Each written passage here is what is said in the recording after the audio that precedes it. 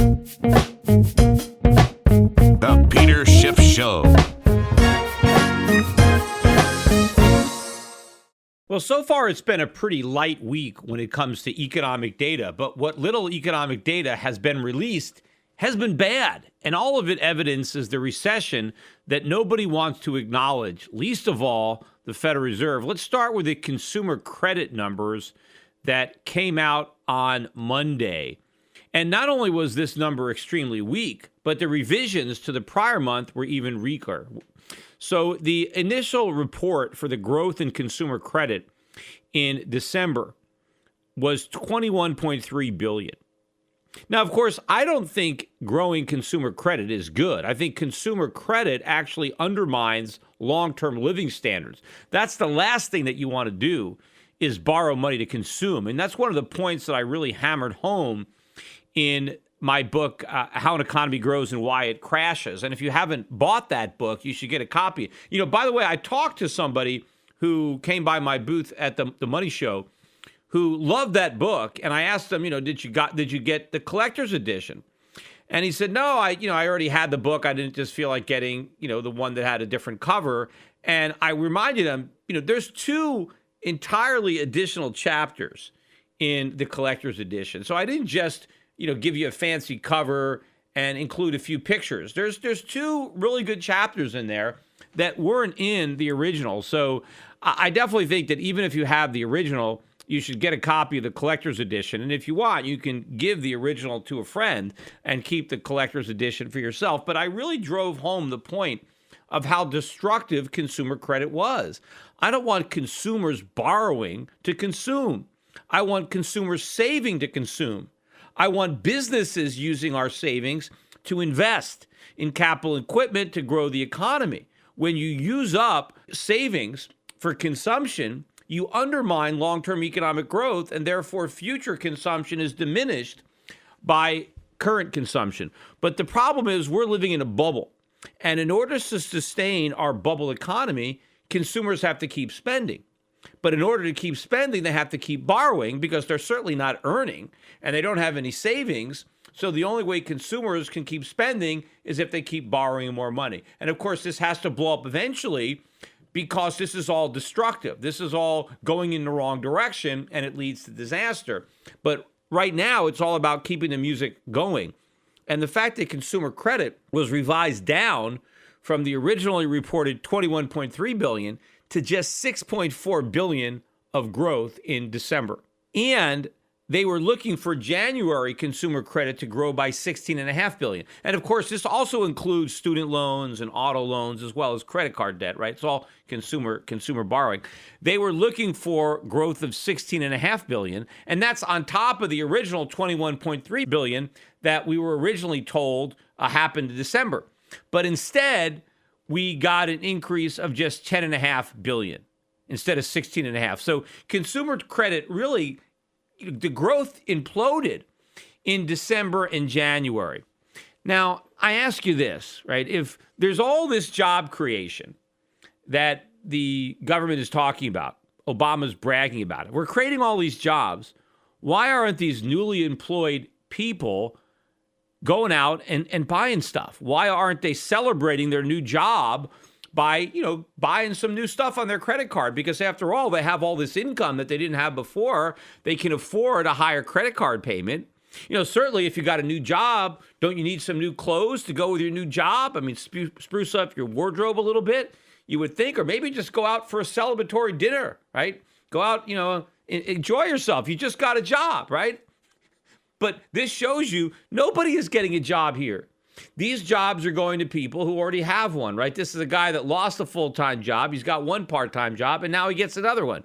Or maybe somebody gets a part-time job for the first time, and it's really nothing to celebrate. I mean, you could barely pay your rent or pay your electric bills, so you're not going to be, stampeding over to the mall to celebrate the fact that you landed a minimum wage job for 15 hours a week. That is the reality, and the collapse in consumer credit backs that up. Also, we got the small business Optimism index, which last month was 93.9, and there was an expectation that it would increase to 94.2, that small businesses would be a little bit more optimistic. Yet instead, it dropped the full point to 92.9. That is the lowest level in 2 years. So according to this measure of optimism, although maybe they can change it to a measure of pessimism, but according to this, small business is the least optimistic they've been in 2 years. Now, if that is the case, why are they hiring people? You would think if you're a small business owner and you start hiring a bunch of people, which is what everybody wants us to believe is going on, wouldn't you, by definition, be optimistic about your business before you commit to taking on more employees? You would think that hiring and optimism would go hand in hand. But in fact, optimism is plunging to a 2-year low while hiring is going up. That doesn't make sense unless you understand the type of hiring that's going on. And it is hiring part-time workers to replace your full-time workers. So businesses are not net hiring anybody.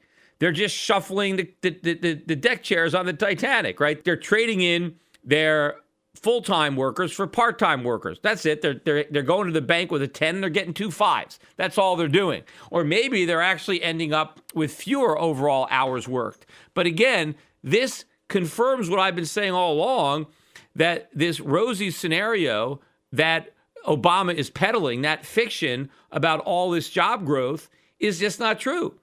Because if small businesses were really hiring a bunch of people, they would be more optimistic, because you need to be optimistic before you hire somebody, because hiring somebody is a big decision, because firing people sometimes ain't very easy. So you don't want to hire people unless you're certain that you're going to keep them. And so you need to be optimistic about the future of your business before you hire people. And the fact that optimism is plunging shows that people are not really getting hired. And that has been one of my points all along, which brings me to the data point that came out today. This is the trifecta. Hardly any economic data this week, but it's all been bad. And this is wholesale trade on inventories. Now, inventories were expected to drop slightly by 0.1, 0.1%, because they've been so bloated. And so we thought that inventories would have come down. But instead of dropping by 0.1, they increased by 0.3. And on top of that, they took the inventory for December that was originally reported as a drop of 0.1, and that became unchanged. So we didn't go down 0.1 from minus 0.1. We went up 0.3 from a 0. So it's even a bigger move up. But the reason that inventories spiked was because sales collapsed. And so the inventory to sales level just hit a new high at 1.35. This is a 7-year high. The last time the inventory to sales ratio was this high was in April of 2009. We were still knee deep in the Great Recession. So if this recovery is so strong, or even exists, if so many jobs are being created, why can't these newly employed workers afford to buy the merchandise that is sitting on the shelves of all these retailers? The reason is because they don't have jobs. There are no jobs, or they have low-paying part-time jobs, and they're not borrowing money. We just saw that in the collapse in consumer credit. They're not borrowing money. They're not spending money. So all this merchandise is just gathering dust on the shelves, and ultimately the inventory drawdown that we've been waiting for is going to have to be much bigger, because it's piled up much higher. Because despite the fact that business owners are pessimistic, obviously they weren't pessimistic enough, because they loaded up on too much inventory. They overestimated the ability of their customers to buy their products. And I think one of the other things they overestimated is just how many part-time workers they need. Because I do believe at some point this year, the lone remaining bright spot in this horrible landscape that we see, the number of jobs being created, even that is going to turn down. Because at some point, you're going to see the layoffs, because we got more corporate news, corporate earnings. Most of it was bad. Lots of retailers, bad earnings, stocks collapsing. That's also what's happened in the last few days, even though the stock market is continuing to inch higher. And I believe the reason it's going up is because people are becoming more and more convinced that the Fed's not going to be raising rates. They're not going to raise rates in March, which the meeting I think is coming up next week. And when the year began, everybody thought they would raise rates in March, in June, in September, and December. That's why the market was tanking. That's why the market got off to its worst start in history. It was only because the data became so bad and the Fed began to backtrack, and now the market started to assume that that the Fed was not going to be as aggressive. And that's the only reason that the market is rallying. But it's not just the stock market that's rallying. It's all the markets. Oil above $38 a barrel. We've had a huge rally in oil. Also, some of the industrial metals have had huge spikes. And of course, the dollar is going down. It's been weakening across the board. The Australian dollar hit an 8-month high this morning. Canadian dollar was at a 4-month high. No, the New Zealand dollar was also, I guess, at an 8-month high with the Aussie dollar until the Reserve Bank of New Zealand surprised the markets this morning, or this afternoon our time, but this morning Kiwi time, and they cut interest rates from 2.5% to 2.25%. And that sent the New Zealand dollar tanking from up about 1% to down about 1.5%. So the currency lost immediately about 2.5% of its value as a result of this move. And, you know, one of the reasons that the Reserve Bank gave for this rate cut was that inflation was not high enough. According to the Reserve Bank, year-over-year inflation is 1.6%. And they want it to be 2%. So, you know, they've made a decision that they don't think the cost of living is rising fast enough in New Zealand, and they want to make sure it rises faster because they specifically cited the strength of their currency as one of the reasons that they're concerned. And so they cut interest rates to weaken their currency to make the cost of living go up so that people in New Zealand can have a lower standard of living, although they didn't use those words, but that's basically what they're saying. Now, they also were worried about supposedly exports based on problems they see in China, but I think those problems are already being resolved now that the dollar is going down. That is taking a lot of pressure off the emerging markets, taking a lot of pressure off China. You know, meanwhile, everybody thinks it's a problem that the Chinese have sold so many treasuries. I mean, I think, you know, this is like manna from heaven. I mean, this is exactly what the Chinese needed. They managed to unload a bunch of treasuries. And, you know, I feel sorry for whoever was dumb enough to buy them. I mean, this is just a gift from heaven for the Chinese because they had so many treasuries. That was their problem, how to get rid of them without collapsing the market. And so far, they've been able to get rid of a lot of them. And I think that's great news for the Chinese. Now, what they've also done is they've used some of that money to buy gold because while their Forex reserves have been going down, their gold reserves have been going up. And in fact, I think they've been going up a lot faster than what they're acknowledging publicly because I think they're still lying about how much gold they have. So I think the Bank of New Zealand is ultimately going to have to reverse course and raise interest rates, just like I think the Fed is going to reverse its hike and end up cutting. I don't think this is the beginning of a bunch of rate cuts for the New Zealand Reserve Bank. I think this is going to be looked at as a mistake because I think the Reserve Bank next move is going to be to raise interest rates, not cut them again. Meanwhile, I still think the New Zealand currency is going to strengthen. Interestingly enough, you know, the Reserve Bank of New Zealand was really the first central bank to have an inflation ceiling, an inflation target, although it really wasn't a target, it was a ceiling. Because when they had the original reforms, because, you know, New Zealand had been feeling the burn for a long time. I mean, it was like, you know, the utopia version of Bernie Sanders, you know, middle way, you know, the perfect sweet spot between capitalism and socialism, cradle to grave welfare state. They had everything that everybody admires supposedly about Sweden or places like that.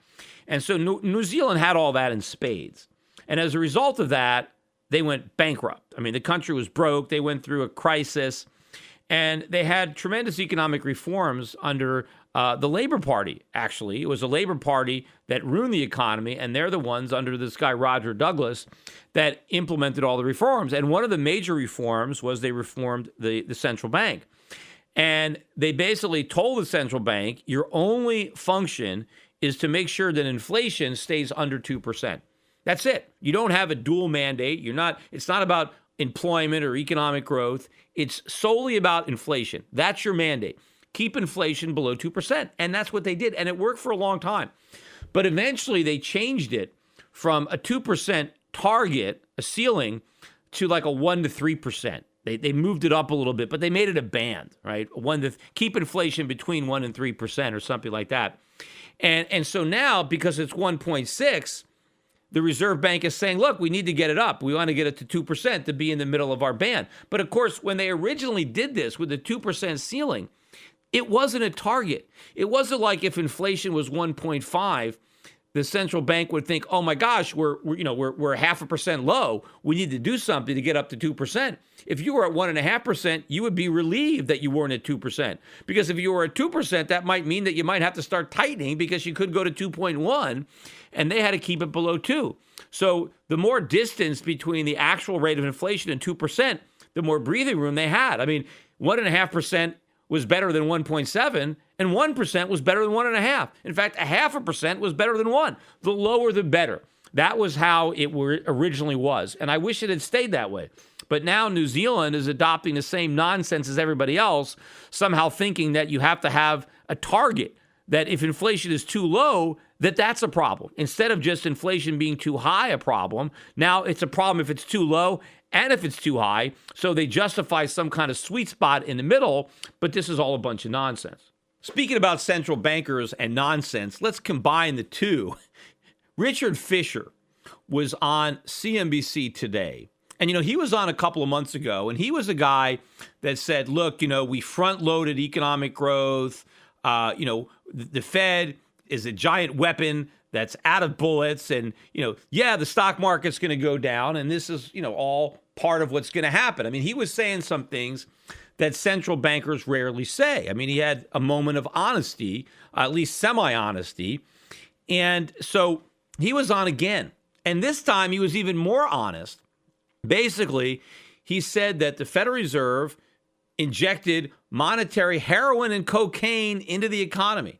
Those are his words. And he said, now we're trying to keep it going with Ritalin, meaning we're still providing an artificial stimulus to the economy. It's just that we've dialed it back down. We've taken the heroin and the cocaine away from the addicts, and we're expecting them to get by on Ritalin. And obviously saying Ritalin isn't enough. Right. And so they're going into convulsions. We're having a withdrawal here. And he says, look, this is what's going to happen. And if the market goes down 20 or 30%. But where he was wrong is he says, it's OK as long as it doesn't spill over into the real economy, as if the monetary heroin and cocaine didn't go into the real economy. It did. It just didn't produce as big a high. Right? The people on Main Street didn't have as wild a trip as the people on Wall Street, but it was the same heroin. And, if Richard Fisher really believed that what the Fed did was good, would he use the analogy of heroin and cocaine? I mean, these are not good things, right? I mean, if you admit that you did heroin and cocaine to solve a problem, you wouldn't be bragging that you did the right thing. I mean, I use this analogy myself. I always called QE monetary heroin because I knew it was bad. I mean, if I thought it was good, right, they would call it medicine, right? Something positive. But basically, if Dick Fisher is also calling it heroin, then he knows it was bad. Otherwise, he wouldn't use those words. I mean, I knew it was heroin. I just thought the guys at the Fed thought that it was medicine. But apparently Dick Fisher, because Dick Fisher says, look, I was opposed to this the whole time, right? I was against it. But I guess, he submitted to peer pressure, right? He couldn't say no, like Nancy Reagan, who, unfortunately passed away at the age of 94 just the other day. But what she was famous for as being first lady was her campaign, just say no. Well, why couldn't Dick Fisher just say no? If he knew that the Fed was giving monetary heroin and cocaine to the economy or to the markets, why didn't he just say no? Why didn't he tell all the other people at the Federal Reserve to just say no? Just say no to monetary heroin and cocaine, right? If we say no to these substances in the real world, then the Fed should say no to them too. Because the reason I was opposed to the heroin, the monetary heroin, is because I knew what was in store for the economy when the hangover, right? When we came down off of that high, that was the problem. And what I was also afraid of is because we were going to get so high on cocaine and heroin, that when they did try to take away those drugs and we did go into withdrawals, that we would get more of it. And that eventually we would overdose on that monetary cocaine and heroin. And that's what's going to happen if we do QE4. That's what's going to happen if the Fed goes back down to zero and has to go back into QE. I think we are going to overdose. And what dies is the dollar.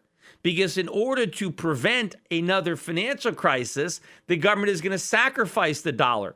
But in that kind of bargain with the devil, you get something worse. Because a currency crisis is infinitely worse than a financial crisis. And in fact, if we have a currency crisis, we're going to have a financial crisis too. Only it's going to be worse.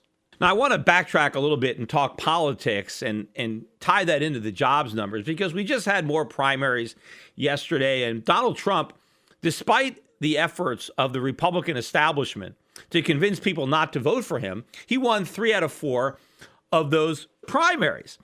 And the handpicked favorite, Marco Rubio, didn't win any. And in fact, the more the Republican establishment tries to get people to vote for Marco Rubio, the fewer people support him. And the more they're against Donald Trump, the more votes Donald Trump gets. And that tells you something about the electorate. Right? The people in the Republican Party, many of them are fed up with the Republican Party because they've done nothing to really alter the trajectory that we're on. They've just gone along with the big government policies. And it's also because the voters realize how bad things are, and they know they were bad under Bush, and they got worse under Obama. So why go back to Bush, right? We need to do something different. And the something different is Trump. He's the most different candidate in the race. But it's also interesting that another outsider is Ted Cruz. And even though Cruz is a sitting senator, he was a thorn in the Senate side. I mean, he got along with nobody. And Donald Trump points that out. And I don't think that's winning him any support. I think that actually backfires, because the fact that he didn't get along with anybody in Congress is actually one of his selling points, because he wanted to do something different. Interestingly enough, Rand Paul, right, when he came into Senate, and he got to the Senate at the same time as Ted Cruz.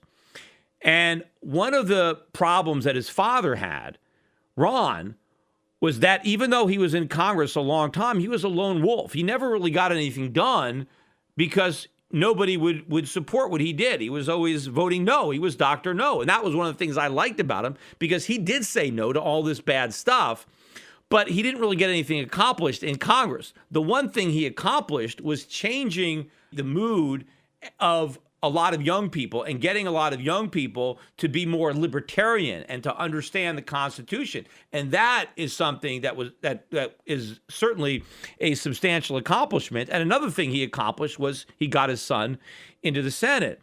And what Rand wanted to do is he wanted to correct what was perceived to be a mistake that his father made. He wanted to reach out to the mainstream to try to be a little bit more friendly, to maybe get a little bit more done, to actually influence legislation more than his father was able to. But that actually backfired against him in the Senate, because what the public wanted was the guy that didn't get along, was the guy that was shaking things up. And basically, Ted Cruz was more of a Ron Paul in the Senate than Rand Paul was. And that's why he's the number 2 guy in the race, because he's the least favorite of the establishment. Like all the guys that the establishment liked. I mean, of course, they liked Bush. I mean, he's Mr. Establishment. He got nowhere. He spent a fortune and he got nowhere. All of the mainstream candidates are gone. The only one left really is Kasich, and he's barely getting any votes. And then Rubio, and he's probably going to be an afterthought too. I mean, he's not even going to win his own state of Florida. How pathetic is that, right? So why is Trump, and to a lesser extent, Cruz, so popular? And it's because of what I'm talking about with the jobs. The jobs are going away. For most people, the Obama recovery is actually worse than the Bush recession. That's how bad this recovery is, that it's worse than the recession that preceded it. So what have we recovered from if we're sicker? Now, not for everybody. Certainly, people on Wall Street are having more fun during this recovery, so-called, than they did during the Great Recession, right? But the average guy, and I think the people who have it the worst are the white males. They're the guys that are being obliterated because there's no program. If you're a white guy, there's no program for you. No one's shedding a tear for you. You don't fall into some kind of special privileged camp. So no one is doing anything for the white guy. I mean, if you did that, you'd be accused of being racist. But white men have really been beaten up. And if you look at the labor force participation rate among white men, it went off the cliff when Obama was elected. I mean, it had been going down steadily for years, but then it just went over the edge of a cliff, and the pace really accelerated. I mean, all these manufacturing jobs that are getting eliminated, a lot of white guys had those jobs. I mean, I'm not saying they were all white guys, but most men, men work in manufacturing more so than women, and, whites are most of the population. I mean, blacks are about 12% of the population. So you had a lot of white guys that had decent blue-collar jobs. Now they don't. Now they're hobbling together 2 or 3 crappy part-time jobs. Their standard of living is going down. If you look at what's happened to the average, let's say, white male, whether he's head of household or living on his own, over the last 7 years, his income has gone down. His net worth has collapsed. He no longer owns a house, so he has no home equity. He's renting. He's struggling to make ends meet. They're buried up in debt, and Obama's telling them how great the economy is, and they know it's lousy. And they blame the establishment. Republicans are in Congress too, right? You got Republicans running the Senate, Republicans running the House, and so they're part of the problem. So Trump is part of the solution in their mind. It doesn't even matter what he's saying. He's obviously different. He brings a very different perspective, a very different background, and he's saying all the things that appeal to the angry white guy. And of course, he's also appealing to some of the angry white gals and younger people, but that's where he's really killing it. And it's interesting that that's exactly the demographic group where Bernie Sanders is killing it, right? He is killing Hillary Clinton with white men. And it's not because the men are sexist, they don't want to vote for a woman. It's because they're fed up and they don't want to vote for the establishment candidate, and that's Hillary Clinton.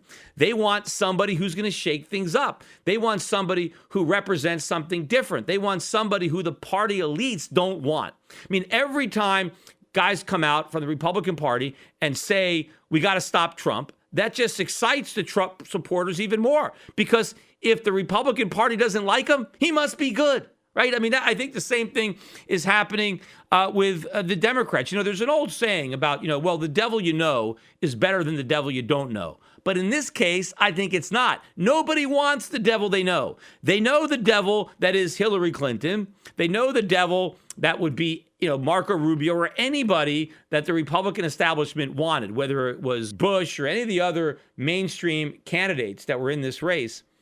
No one wants that devil. We're tired of that devil. We'd rather take a chance on the devil we don't know, because it's got to be better than the one that we know, because the one that we know is so bad. And so Trump is making a lot of promises, but you know what? People are willing to take a shot that he's going to actually deliver, because nobody else ever has. In fact, here's the ironic part. The main reason that all these Republican establishment types are coming out against Trump is because they're saying, if we nominate Trump, Clinton is going to win. So a vote for Trump in the primary is a vote for Clinton in the general election, because everybody's saying that Trump can't win. The irony is he's probably the only Republican who can win. And the truth of the matter is the Republicans would rather lose with Rubio than win with Trump. That's how much they dislike Trump, or more importantly, what he stands for, which is shaking up the party, which is the grip that the establishment has on that party. That's what they're concerned about. So they'd rather go down with the SS Rubio, go down with that ship, than float and win with Donald Trump, because a win for Trump is a loss for the Republican establishment. And, might they lose with Cruz? Cruz, I think, doesn't have as good a chance of winning as Trump, but they don't want Cruz either, because again, Cruz has been a problem for the Republican establishment in the Senate. So he would be an even bigger problem in the White House. So again, I think they'd probably rather lose with Rubio than win with Cruz. But again, the main reason I think Trump is the best chance the Republicans have of winning is because a lot of Democrats are also upset at the status quo. They don't like the Democratic Party either. They had a lot of hope from Obama. And, a lot of the black voters are still giving Obama the benefit of the doubt, and that is accruing to Hillary Clinton, who is getting 85, 90% of the black vote, right? That vote is going to her in part because of her ties to President Obama. So even though Obama has certainly let down his core constituency, right, African Americans, they are also worse off than they were 7 years ago. They're not willing to throw the president out or blame the president. They're still, giving him credit. Now, maybe that's racism on the part of the black community, because if Obama were white, I don't think that Hillary would enjoy anywhere near the support that she does now, right? If she were the heir apparent to a white president. So I think there's a bit of racism there that black voters are not willing to acknowledge what a lousy job President Obama did. I think the color of his skin maybe is more important than the actual results, because all the hope and change that he promised, he didn't deliver. You remember some of these people, some of the people who thought their whole life was going to change. They'd never have anything to worry about. Obama was going to solve all their problems. He hasn't solved anybody's problems. He's made people's problems worse, but he's not being blamed. But a lot of the people in the Democratic Party who are not voting for Clinton, who are voting for Sanders, and he's getting a lot of votes. He came out of nowhere. Right? He's getting a bunch of votes, and he is winning, as I said earlier, the angry white man. And there's a lot of them. There's a lot of white guys in this country, and a lot of those guys are going to cross party lines, and they will vote for Trump. They're not going to vote for Hillary. They're going to vote for Trump. These are Reagan Democrats or blue-collar guys, union workers. They lost their job. And, I think the labor unions, and I think I've said this before, have traditionally gone big. The AFL-CIO, these guys have all gone for the Democrats. They could go for Trump in the general election. I can see that. I can see a lot of blue-collar guys, labor guys, going and voting for Trump over Hillary Clinton. Because what is Hillary Clinton? More of the same. Trump might be something different, and that's going to appeal to Democrats as well as Republicans. Now, again, it's not that I am endorsing Trump. I have no idea. Trump could surprise me. He could be a good president, or he could be a lousy president. We don't know, right? But that's just it. We know Hillary Clinton is going to be a lousy president. There's no chance that she's going to be a good president. At least Donald Trump, there's a chance, right? And he at least is talking about the problems. The solutions aren't going to work, but maybe because he knows that the solutions that will work are bad politics. So maybe now he's just saying what he knows he needs to say to tap into that vein, to get all the angry voters, the disgruntled voters from both parties and the independents. There's a lot of independents. And remember, there's only a few swing states that Trump might be able to do very good in. And so all this talk about how Trump can't win, he's the guy that will win. In fact, I'm pretty sure if I was a bet man, if it's Trump and Clinton, Trump wins. Right? If it's anybody else against Clinton, it's a toss-up. I think Clinton has a better chance. If you get an establishment guy from the Republican Party versus an establishment guy from the Democratic Party, the Democrats might win just by default because they're promising more free stuff. And, if it's going to be two establishment guys, you might as well vote for the guy that's promising more free stuff. So that's how these elections have been working. Now, maybe if the economy is bad enough and they want to throw the bums out, that Hillary Clinton will be one of the bums they want to throw out because she is representative of the establishment. I mean, the fact that Hillary is doing so well with minorities, with African Americans, that's not going to help her in the general election because, the Democrats get the African American vote anyway. They get 85, 90% of that vote every time. So doing well with African Americans, that helps her a lot in the primary, but it's not going to help her at all in the general election. What she's going to lose is a lot of white Democrats that might normally vote Democrat, but you put Trump on that ticket based on what he's saying, based on the message that he's running on, and he's going to get their vote. There's so much factually incorrect information and underreporting by legacy media today. Shouldn't there be truth in media? Well, there is. Truth in Media. Recently, a novel thought is now a reality with truthinmedia.com. Led by award-winning journalist Ben Swan, truthinmedia.com is the source for uninfluenced, reliable, fearless news, where journalists pursue real questions, not conspiracies. Make truthinmedia.com your default browser's homepage today and get breaking news and commentary that speaks the truth to power. It's also where you can tune into the Peter Schiff Show every week. Visit truthinmedia.com today. That's truthinmedia.com. Access to Truth in Media RSS feed by visiting truthinmedia.com/feed. Attention listeners, I have an urgent message for you. We're in the middle of a war. The global conflict is destroying the lives of millions without a single bomb being dropped. It's called the International Currency War, and your bank account has been drafted to fight. The victims in this conflict are our currencies, the dollar, the euro, the yen, the pound. They are all heading to zero as irresponsible central banks compete to see who can print the most the fastest. But there's one form of money politicians and central banks can't destroy: gold. Today, it's more important than ever to understand the value of gold in your portfolio and to keep a close eye on major market developments. Subscribe to my monthly videocast and you'll be the first to hear my latest analysis on gold investing and the currency wars. Visit goldvideocast.com right now to subscribe for free. I call the dot-com bust, then the housing bust, and I advise clients to diversify into foreign equities and hard assets while the rest of Wall Street laughed at me. Now I want to keep you up to date on the next crisis that is brewing. My Gold Videocast also includes personal interviews I've conducted with other contrarian investors like Jim Rickards and Axel Merck. Gold has gone up 256% since 2003, but it has a lot further to go. Don't miss the rally. You can prosper during this time of currency wars, but only if you stay educated. Get a free subscription to my Gold Videocast at goldvideocast.com. That's goldvideocast.com.